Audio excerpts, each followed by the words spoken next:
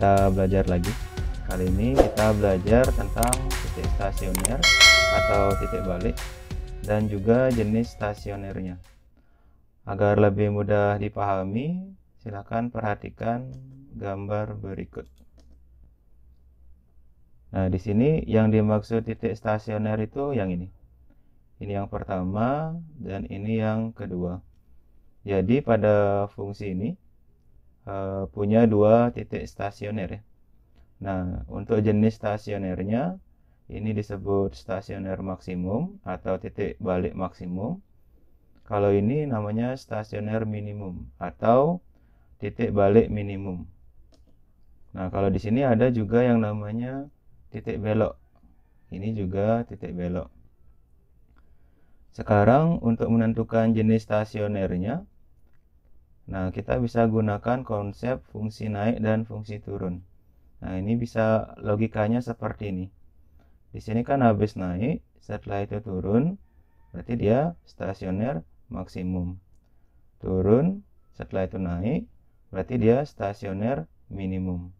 Nah, kalau di sini naik, kemudian naik lagi, berarti ini merupakan titik belok. Turun, turun lagi, ini juga titik belok. Semoga bisa dipahami. Selanjutnya kita ke definisi. Nilai fungsi pada saat tidak naik maupun tidak turun disebut nilai stasioner. Jadi, syarat fungsi fx mencapai stasioner adalah f aksen x sama dengan 0. Jadi kita menggunakan turunan pertama. Jika f aksen a sama dengan 0, maka fa adalah nilai stasioner fungsi fx pada x sama dengan a. Maksudnya begini. Pertama kita cari turunannya dulu. Setelah itu kita cari akar-akarnya. Nah, akar-akarnya ini misalnya a. A ini kita masukkan ke fungsi x-nya menjadi fa. Nah, berarti titik stasionernya adalah a, fa. Kalau nilai stasionernya adalah fa. Ini titiknya ya. A, fa di sini. Selanjutnya, untuk menentukan jenis stasioner, kita juga bisa menggunakan uji pada turunan kedua. Yang pertama, jika f aksen a sama dengan 0 dan f double aksen a lebih dari 0, ini turunan kedua, maka fa merupakan titik balik minimum. Nah, maksudnya begini. Jika kita sudah menemukan akar-akarnya, dari tadi diturunkan dulu, kita masukkan ke turunan keduanya. Kalau hasil dari kita memasukkan a ke turunan kedua lebih dari 0 atau positif, maka fa merupakan titik balik minimum atau a, fa merupakan titik balik minimum. Jadi kebalik deh. Hasilnya positif, tapi dia minimum. Begitu juga ini, ketika a dimasukkan, hasilnya kurang dari 0 atau negatif, maka a, fa merupakan titik balik maksimum atau nilai maksimumnya adalah fa. Selanjutnya, kalau a-nya dimasukkan ke turunan keduanya hasilnya 0, maka a, fa merupakan titik belok.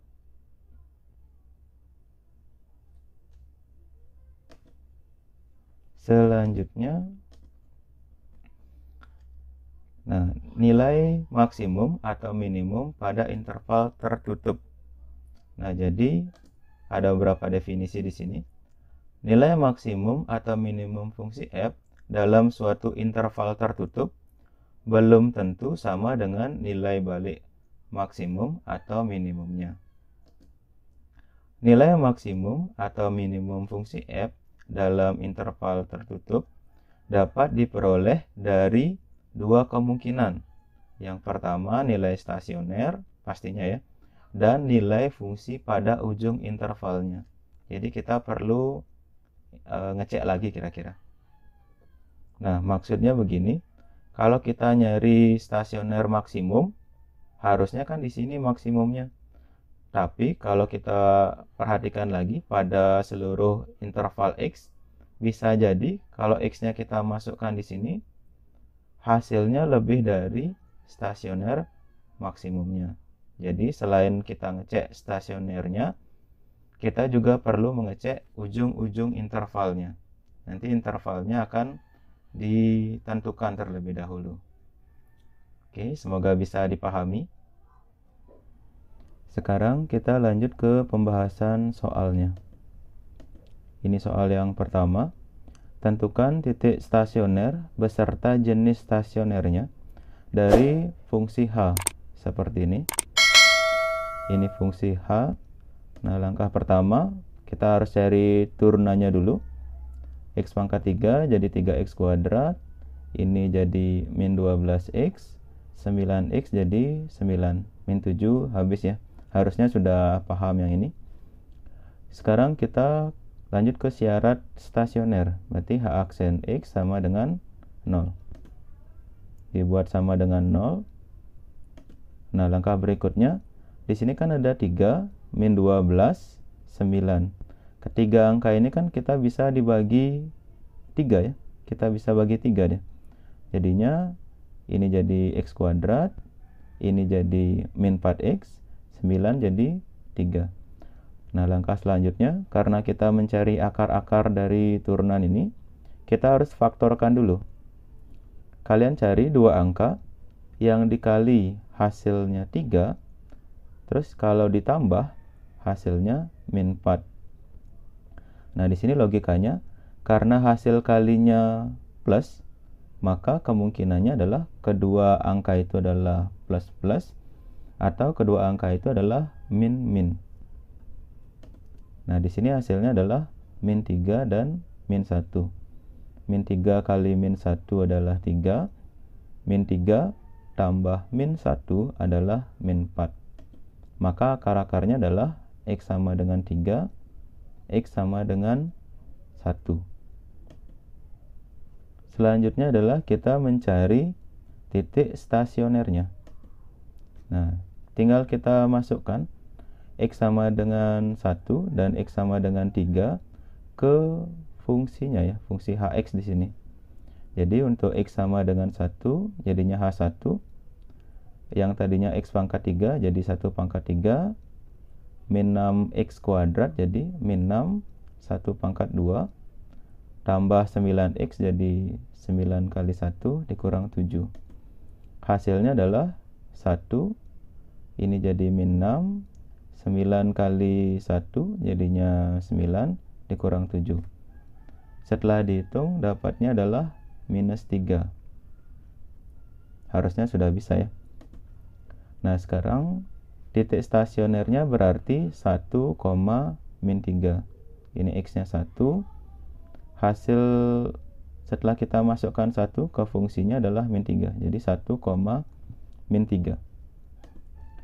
Selanjutnya untuk X sama dengan 3, caranya sama.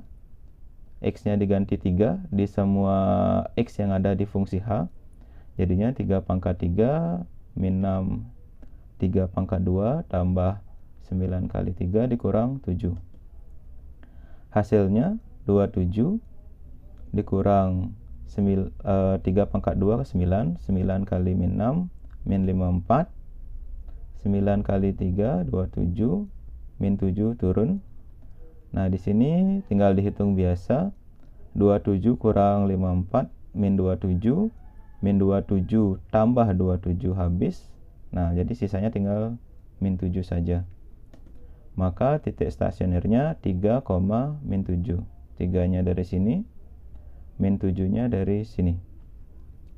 Berarti kita sudah bisa menentukan atau menemukan titik stasionernya. Di sini ada soal berikutnya, yaitu adalah jenis stasionernya bagaimana.